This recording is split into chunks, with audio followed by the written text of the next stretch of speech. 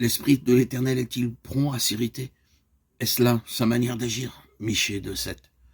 Eliaou a inutilement attendu que Job répondît. Il en éprouve de l'irritation, car il est convaincu d'avoir compris le cas de Job et d'avoir dit les paroles de l'Éternel. Job 34 et 35. Alors, il se tourne vers les amis de Job. Sages, écoutez-moi, vous qui êtes intelligents, prêtez-moi l'oreille, car l'oreille discerne les paroles comme le palais savoure les aliments.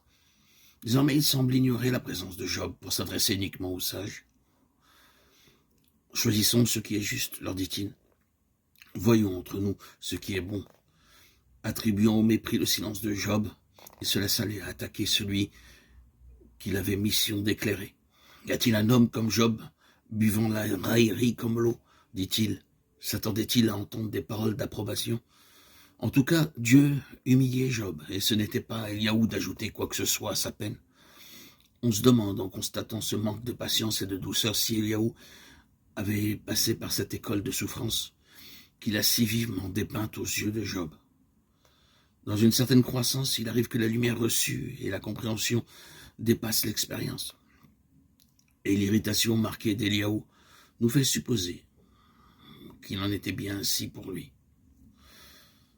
Nous que le Seigneur envoie, ne trébuchons-nous pas souvent, comme il le fit sur ce point? Si des auditeurs nous écoutent, s'ils sont réceptifs, nous en éprouvons une grande joie. C'est à cause d'une certaine réserve ou parce qu'ils sont profondément absorbés par le message entendu, ils restent silencieux. Nous attribuons ce silence à quelques causes erronées, nous perdons patience et brisons ainsi le contact avec le Saint-Esprit. Les âmes ne sont pas secourues et peut-être laissons-nous dans le désespoir.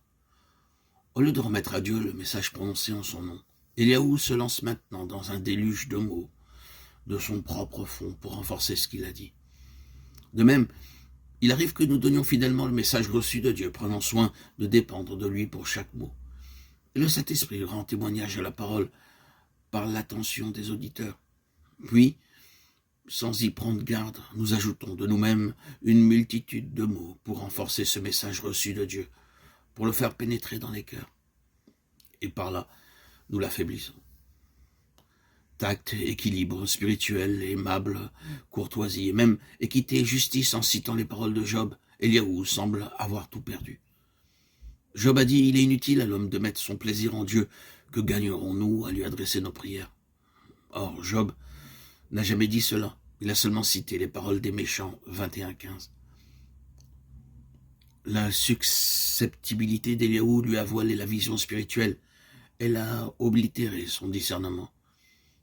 Et il dit à peu près maintenant ce qu'ont déjà dit les amis de Job sur la grandeur et la sainteté de Dieu. Chapitre 34, 10-30. Puis il ajoute, la seule attitude convenable est celle d'une humble acceptation du châtiment. C'est de dire à Dieu, montre-moi ce que je ne vois pas. Si j'ai commis des injustices, je n'en commettrai plus. C'est à toi de choisir Job et non pas à moi. Mais parle donc.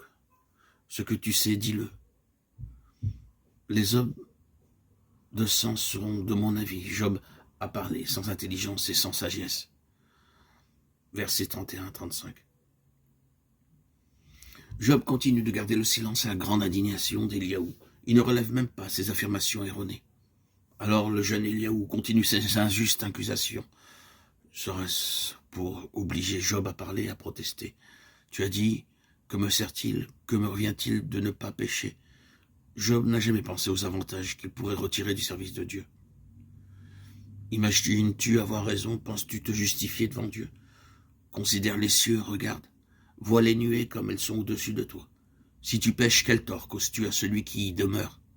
Si tu es juste, que lui donnes-tu? Ta méchanceté ne peut nuire qu'à ton semblable. Ta justice n'est utile qu'au Fils de l'homme. Eliaou fait ensuite allusion à l'égoïsme des hommes concernant Dieu. Sont-ils dans l'angoisse? Souffrent-ils d'être asservis? Alors ils crient au secours. Mais ils ne recherchent pas leur Créateur, celui qui donne les chants de délivrance dans la nuit de l'angoisse. Cependant, Dieu, qui a créé l'homme, veut l'enseigner et le rendre plus intelligent que les oiseaux du ciel. Il arrive que les hommes crient vers Dieu et que, cependant, Dieu ne réponde pas à cause de leur orgueil et de leur vanité. Bien que tu dises que tu ne le vois pas, ta cause est devant lui. Mais parce que sa colère ne sévit point encore, ce n'est pas à dire qu'il ait peu de soucis du crime. Ainsi Job a vraiment ouvert la bouche. Il a multiplié les paroles sans intelligence.